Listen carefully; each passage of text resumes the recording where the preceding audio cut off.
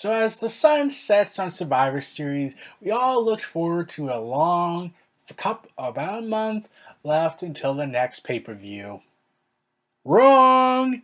Instead, after 2 weeks after Survivor Series, we get yet another pay-per-view. WWE SmackDown Live's exclusive pay-per-view to be precise, tables, ladders, and chairs. And then 3 weeks later, we'll get WWE Roadblock End of the Line.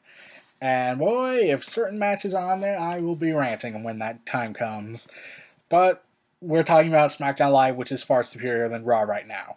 But anyways, let's go. Let's skip the match that has no build up whatsoever. It is only because of a tag team turmoil match that lasted on SmackDown a few days before TLC. Is Heath Slater and Rhino versus the Wyatt family, specifically Bray Wyatt and Randy Orton.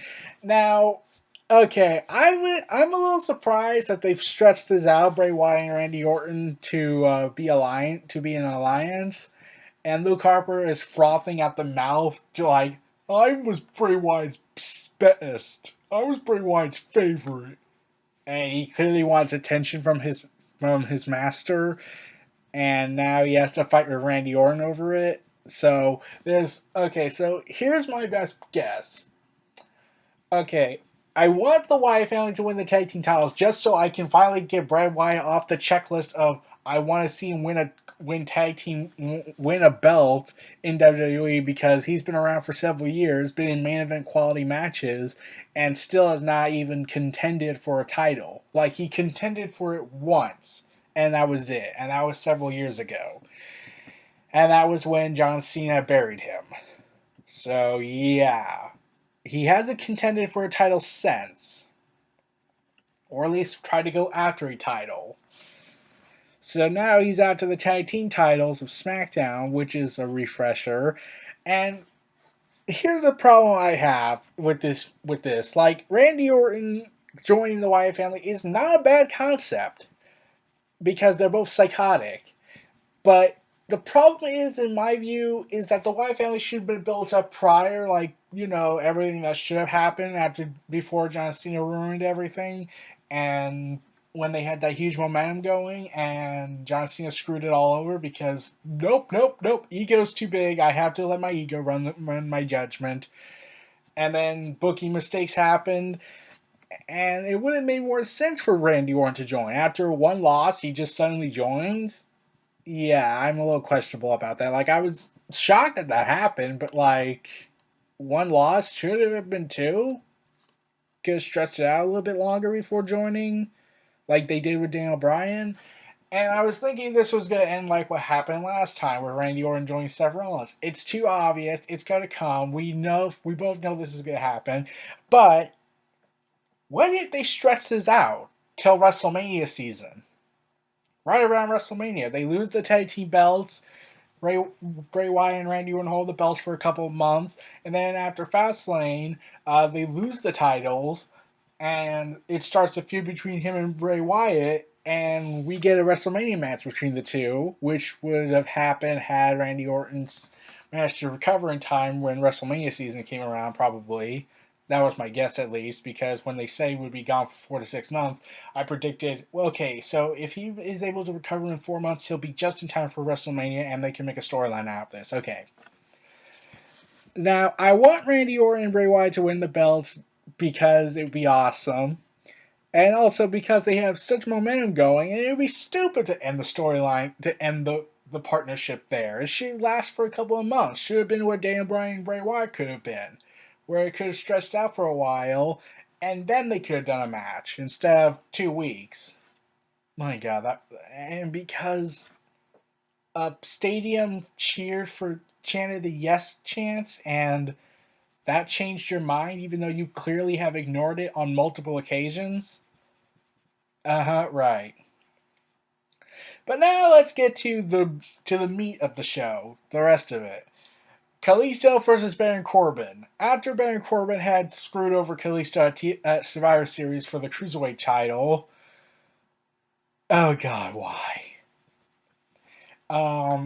Kalisto has shown this aggressive side to him since he injured Baron Corbin, which is awesome because, like, yes! This is a face that I could cheer for instead of being a squeaky clean good guy, unlike a certain Superman booking style guy. But enough about that guy. Kalisto's being aggressive, he's went so far as to interfere in matches and try to pummel Baron Corbin into dust with a steel chair. And here's the thing that really made me like Baron Corbin more. Is that when he's outside the ring and Kalisto has the chair, he knows he's gonna get his ass handed to him with that steel chair, but he still says, I'll see, I could go ahead and cement my status as a heel by being a coward, like nearly every heel on the main roster, or I can break the mold and actually, be a badass. I'm gonna do both. He charges into the ring and then escapes when Kalisto tries to hit him. But that made me say, yeah, I like Baron Corbin. He's actually being an exceptional heel. And I really think he could be a main event star. But word has been going around that John Cena is scheduled to bury him around Royal Rumble season. So, yeah, good luck with that. So, Kalisto and Baron Corbin were announced to have a chairs match, and yeah, I don't see how this is going to work. Like, it was already hard to do this match because of their conflicting styles of wrestling. Like, Kalisto's a high flyer, Baron Corbin's a brawler, so this might actually win worst match of the night, but it could be surprising. Like, the story's there, but they need to deliver on it. So that's going to be kind of a challenge for them. Now we get to Nikki Bella versus Carmella. After Carmella's exposing Nikki Bella segment, nothing happened. Okay, I said this in my Survivor Series build-up video, but I have to say it again. When I have to go and say that John Cena reacts better when it comes to a heel calling them out, I know this is a problem. Like, Nikki Bella, she didn't respond. She, kind of got in Carmella's face when she was exposing her for the fraud that she's become due to her affiliation with Cena. And she doesn't attack her. Like, Carmella called her gold digger and whatnot. And, you're not going to react to that. You're just going to shrug it off. Like, come on. She's insulting your man. She's degrading you. Go ahead and attack her. I want to see these two kill each other. That's how this whole feud's been about. You two trying to kill each other. So, what makes today any different? No, it's around Thanksgiving soon, so I need to be thankful for everything I've done. Okay.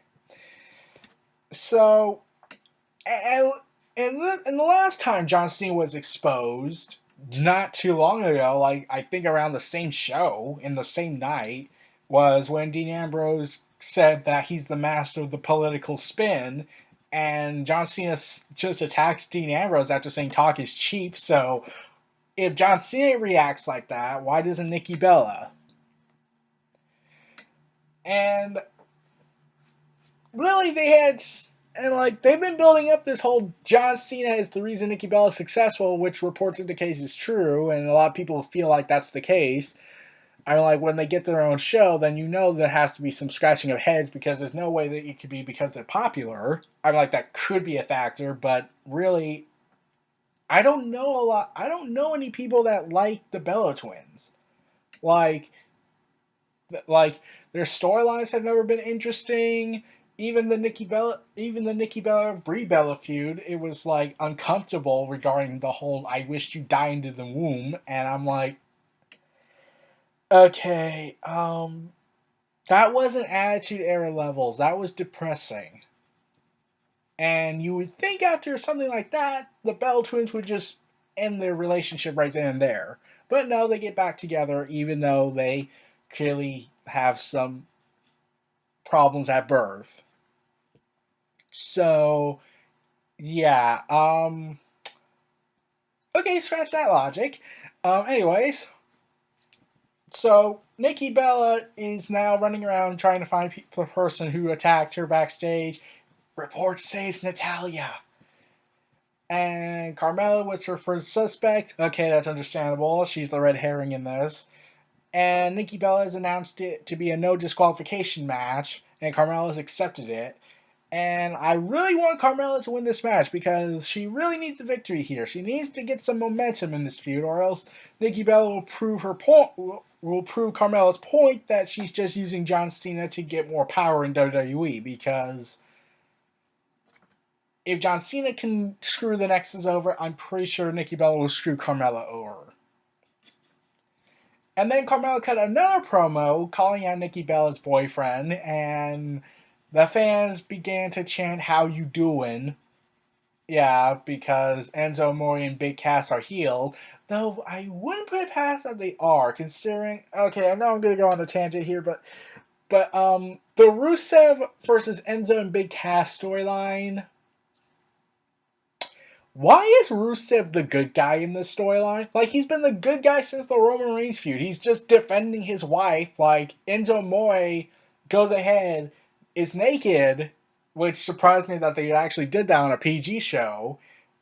Like, I wouldn't be surprised if they did in the Attitude Era. Like, they rarely did that because even they know not to test the waters on that. But, like, Enzo goes ahead, accidentally walks up to Lana, knowing that he's naked, and flirts with her. And Lana just gives this forced smile like, my God, why did I agree to this? Like, that looked like a thing like, why did I agree to this? In fact, wait, I think someone should get fired for this attitude she's giving. And then she hasn't done anything to deserve it, really. She's just been on the side, just calling out her husband's name in the ring as his personal announcer and being his wife. So, what did she do to deserve this? Nothing. Okay. Why? And then Enzo Amore talks about screwing with her, wanting to screw with her using Thanksgiving theme stuff. And I'm thinking, let me get this straight. Enzo, you're preaching about sexually assaulting Lana without her consent. I must add. So this is sexual assault. Tell me why we should cheer for you.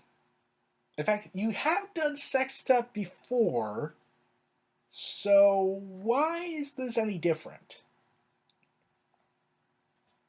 Oh, he's a good guy?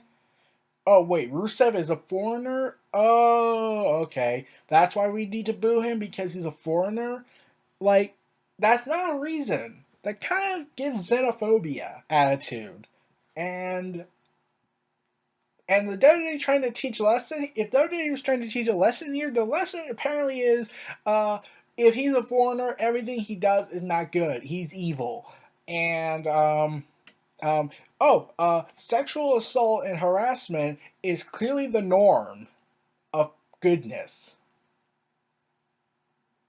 Now, if it was a heel that was coming up to a face woman, then that would be somewhat acceptable, but really, when the face is doing it, it just comes across as, what? Now, like, say if the heel is stalking the woman, then I could get that. Like, okay, that happens a lot, and there's a guy going to come in to save the day, or the woman's going to defend herself, like they did in the Attitude Era and Ruthless Aggression Era, but they never flaunt their sexuality to go ahead and do it. Or expose themselves naked. Like, they would be flirting, they would be teasing, and there would be stalker angles they do, but nothing like that.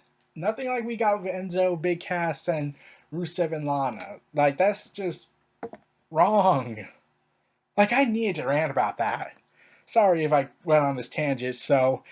Anyways, back to Nikki Bella versus Carmella, hoping Carmella wins, and Natalya screws Nikki Bella because it's clearly the thing they're going to do, probably. Now we get to The Miz versus Dolph Ziggler. Dolph Ziggler cashes in his Money in the Bank contract. And by that, I mean his rematch clause. Seriously, there needs to be another way. Can't there just be a number one contenders match and not either beat the champion in a match or rematch clause? Like, that's become so overused. Both ideas. And they're going to compete in a ladder match.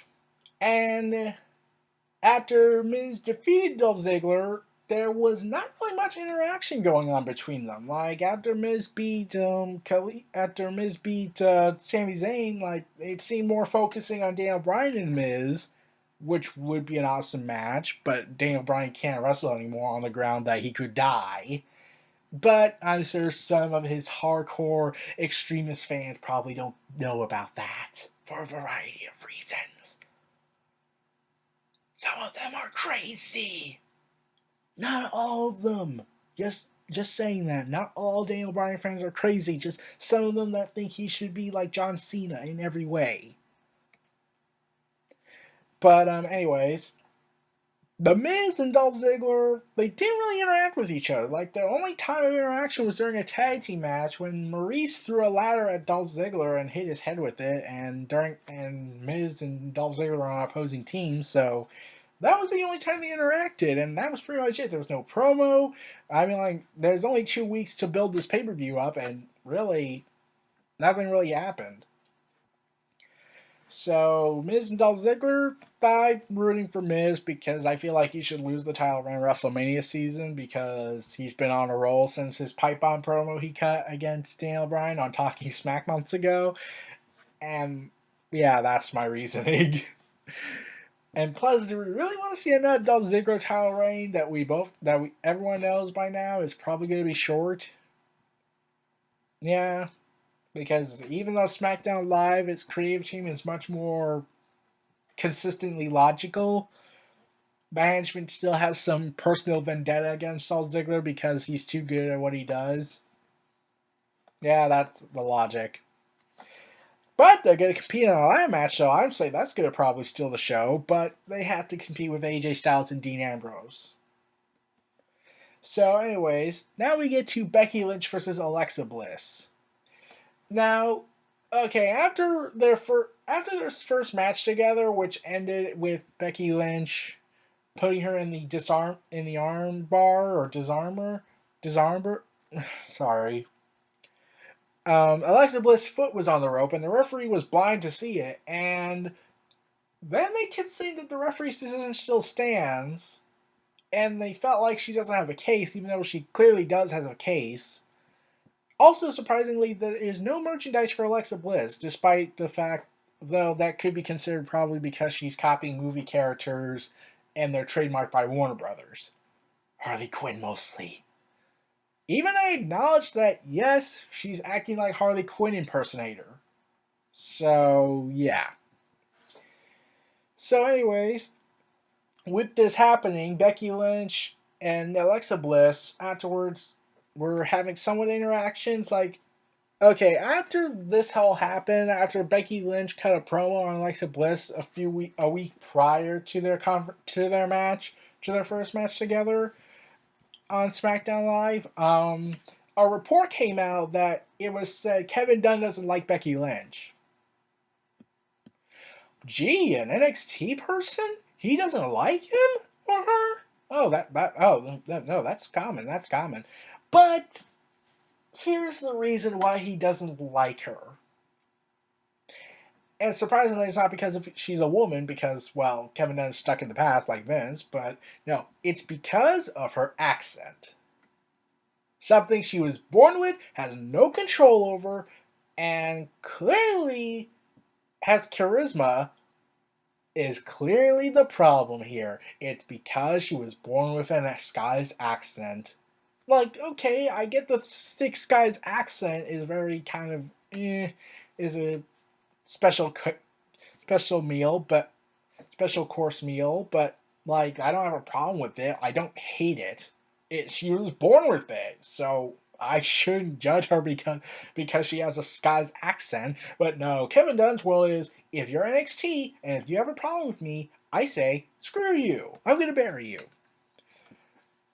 And like, I would want to see Kevin Dunn show up on TV one day. I want to see the reaction he gets, specifically a post-WrestleMania crowd. That would be a awesome moment to see Kevin Dunn show up and the fans just want to just tear his head off. That would be awesome to see the fans' reaction. That probably never going to happen. In fact, there's hardly any public images of him on Google. So WWE's clearly trying to keep him hidden from the public eye. But anyways, Becky Lynch and Alexa Bliss, I knew this was going to be a concern. Like with restrictions being applied to Becky Lynch's promo time, I got the feeling she wasn't going to talk much, and therefore the promos between the two would be very one-sided and not really like they could speak with their fists. But there's also there needs time to develop the characters, and cutting her promo time pretty much in half. And considering this is SmackDown Live and not Raw, that's really major. That's really a big deal. Is concerning. So Becky Lynch was given a lot of time to talk on the final SmackDown TLC, which surprised me, and I bet Kevin Dunn's pissed off because that would be funny. And Alexa Bliss also shared some time on the mic with her. And Becky Lynch is the aggressor in attacking her, and Alexa Bliss is just trying to defend herself and then pushes her into a table, hinting a tables match, which clearly was announced afterwards. So we're going to get a tables match for the women's title.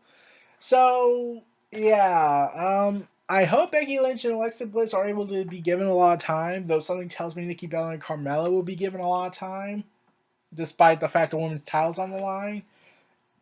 And yeah, something just tells me that's going to happen. But I'm hoping Becky Lynch and Alexa Bliss, along with Nikki Bella and Carmella, give equal time, or at least be able to rival their times in order to make you debate which women's match was better. Because I really look forward to this match. This is probably the second best build they had, the third best build they had. I would say second, but Dolph Ziggler and Miz have a lot of background storyline going on. They just haven't interacted as much for the last 2 weeks. So yeah, that's gonna happen. So now we get to the final bout. AJ Styles versus Dean Ambrose, round 564. Yeah, like, they played this match over and over again. Now, I have been trying to get invested with the Dean Ambrose character we've been given in recent weeks. It's just that Dean Ambrose is a lunatic. If you want him to make him care about something, okay. Like he cared about Mitch the Plant, and that was weird, but it fit his character. But if you wanted to add something that Dean Ambrose cares about a person, could it not be James Ellsworth? Like, I don't know how that got so far here in WWE. That surprised me how far this went so far. And he's even been given a title opportunity after defeating AJ Styles for the third time in a row. Yeah, we live in a world where AJ Styles is losing to a jobber. And he's champion, I must add, so that's even worse. But here's the thing. AJ Styles has faced Dean Ambrose several times, and this is just on SmackDown alone after Backlash. So this has caused an oversaturation of their matches in such short time. Like, the first time after Backlash, okay, it's a rematch for the title. It's a one-on-one guaranteed rematch, and he's going to get a triple threat opportunity. Okay, that's alright. And then Dean Ambrose gets another match just afterwards where he has to compete once again to earn a title opportunity. James Ellsworth accidentally screws Dean Ambrose over. So then they do another match, and Dean Ambrose wins a week later. Like, they're really lacking with strong faces for AJ Styles. Like, if hearing word that The Undertaker is going to fight AJ Styles proves that point wholeheartedly. Like, they seriously need to get more faces from Raw. They need to do some trade-ins. Or at least somehow do another contract storyline where their contract with Raw is coming to an end and they're going to move to SmackDown. Like, who wants to see AJ Styles versus Sami Zayn? AJ Styles versus Cesaro? AJ Styles versus Neville? Like, those are the top 3 guys I would want on SmackDown. They're all faces, and we have heels that are actually, heels, not just straight up cowards or people who lose every single match because they can't win with help, which begs the question, why is Kevin Owens losing matches and having to have help? Like, and people that keep defending this, because he's a heel. And I'm like, Did you even watch NXT's Kevin Owens? Because that Kevin Owens is way different from the Kevin Owens we have now. Like, I know I said I was going to talk about this in Roadblock End of the Line. I'll go more in depth about that. But that's my only argument. Like, watch NXT's Kevin Owens. While, yes, he did run away from time to time, he also stood in the ring, beat people up, got clean victories, and even got a technical knockout on Sami Zayn. So tell me, which Kevin Owens sounds more dangerous? NXT's Kevin Owens or main roster Kevin Owens after John Cena?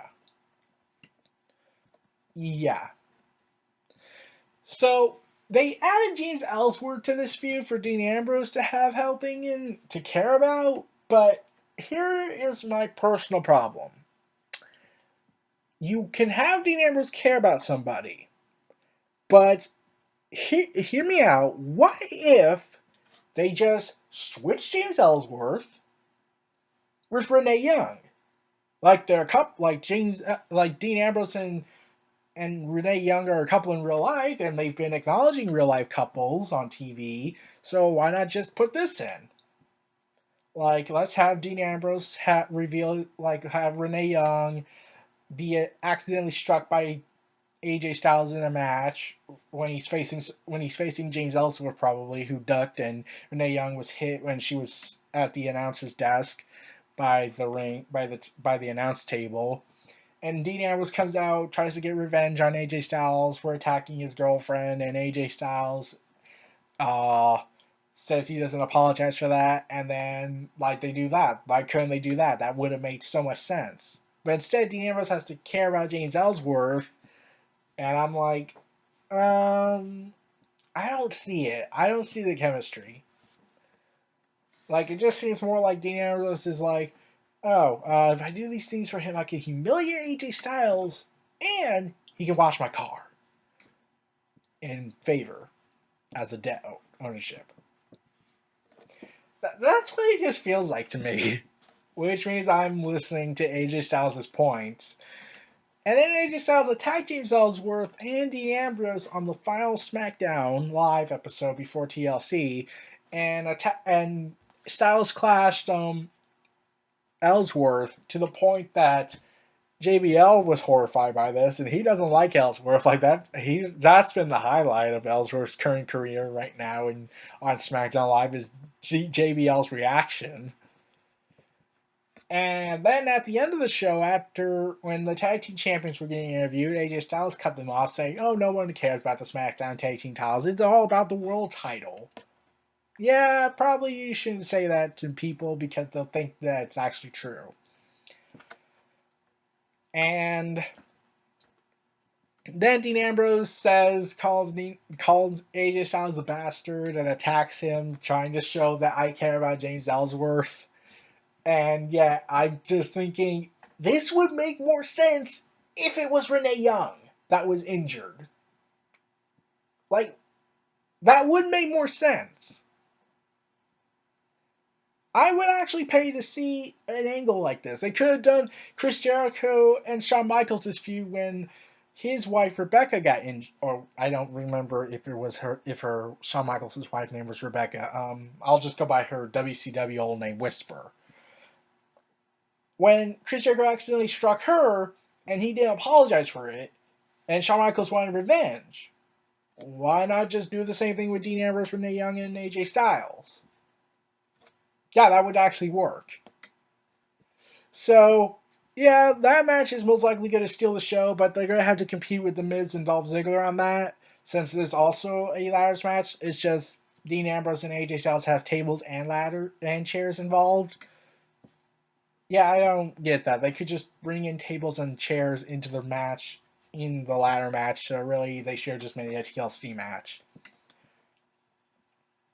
So, those are my thoughts on WWE Tables, Ladders, and Chairs TLC 2016. This was Near Build-Up. This was Near Reality Entertainment. So if you like, comment, subscribe, and donate, and stay tuned for more.